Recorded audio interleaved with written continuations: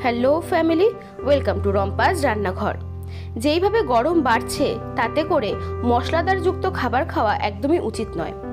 সেই জন্যই আজকে তোমাদের জন্য নিয়ে এসেছি একদমই কম মশলায় তৈরি কাতলা মাছের ঝোল, যেটা তোমরা বাড়িতে খুবই সহজেই বানিয়ে নিতে পারবে। প্রথমে কাতলা মাছের পিসগুলোকে ভালো করে ধুয়ে নিয়েছি, তারপর লবণ হলুদ মাখিয়ে এটাকে রেখে দিয়েছি 10 মিনিটের জন্য। এরপর কড়াইতে তেল দিয়ে তেলটা যখন খুব ভালো করে গরম হয়ে যাবে তাতে এক এক করে মাছগুলো ছেড়ে দিয়ে প্রত্যেকটা মাছই এপিট ওপিট দুপিট ভালো করে ভেজে নিতে হবে। আমার এখানে মাছগুলোর এক পিঠ ভাজা হয়ে গেছে, সেই জন্যই মাছটাকে উল্টে দিচ্ছি। দু পিঠ ভালো করে ভাজা হয়ে গেলে মাছগুলোকে তুলে একটা সাইডে রেখে দেব।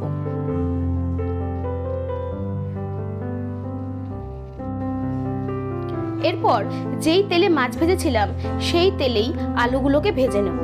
আমি আলুগুলোকে এইভাবে লম্বা লম্বা করে কেটেছি। আলুর ভেতরে হাফ চামচ হলুদ আর হাফ চামচ লবণ দিয়ে ভালো করে আলুটাকে ভেজে নেব।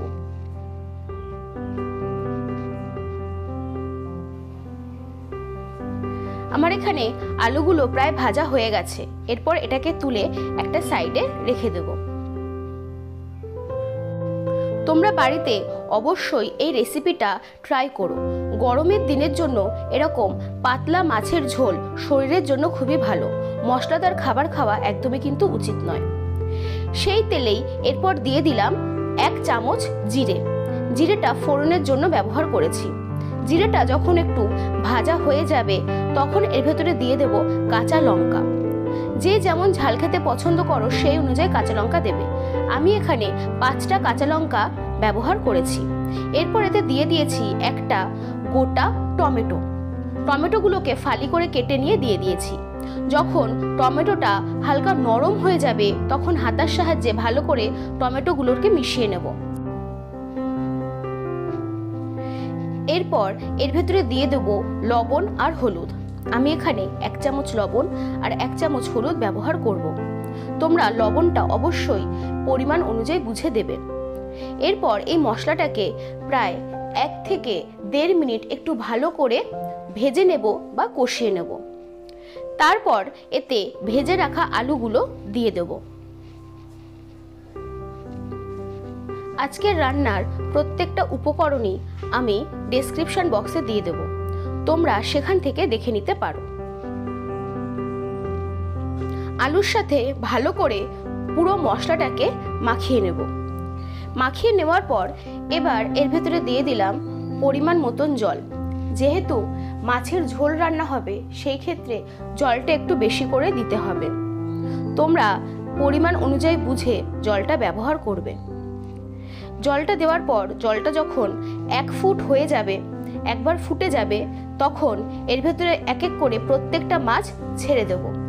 ছেড়ে দিয়ে ব্যাস, তারপরে আর কিছুই করতে হবে না। এটাকে ভালো করে ফুটিয়ে নিতে হবে আরও 3 থেকে 4 মিনিটের জন্য, যাতে কিনা মাছের যে টেস্ট সেটা ঝোলে ভালোভাবে বসে যায়।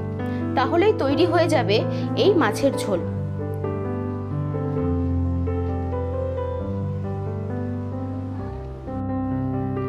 মাছের ঝোলটা ভালো করে ফুটে গেলে নামানোর আগে এতে দিয়ে দিতে হবে 1 চামচ জিরের গুঁড়ো। জিরেটাকে আমি ড্রাই রোস্ট করে নিয়ে সেটাকে গুঁড়ো করে নিয়েছি। আর এর ভেতরে দিয়ে দেবো গরম মশলা। খুবই সামান্য গরম মশলা এখানে ব্যবহার করতে হবে। আমি এখানে ছোট চামচের 1 চামচ মতন গরম মশলা ব্যবহার করেছি। এরপর এটাকে নামিয়ে নিয়ে গরম গরম পরিবেশন করতে হবে। তোমরা অবশ্যই এই মাছের ঝোলটা বাড়িতে ট্রাই করো আর আমাকে জানিও তোমাদের কেমন লাগলো। আজকের জন্য ধন্যবাদ। আমার এই রেসিপি বা আমার এই চ্যানেলটা তোমাদের যদি ভালো লাগে তাহলে সাবস্ক্রাইব করে দিও। আর হ্যাঁ, বেল আইকনে প্রেস করতে কিন্তু একদমই ভুলো না, তাহলে নতুন নতুন ভিডিও ছাড়ার সাথে সাথেই তোমরা নোটিফিকেশন পেয়ে যাবে। চলো আজকের জন্য টাটা। দেখা হবে আবার পরের ভিডিওতে।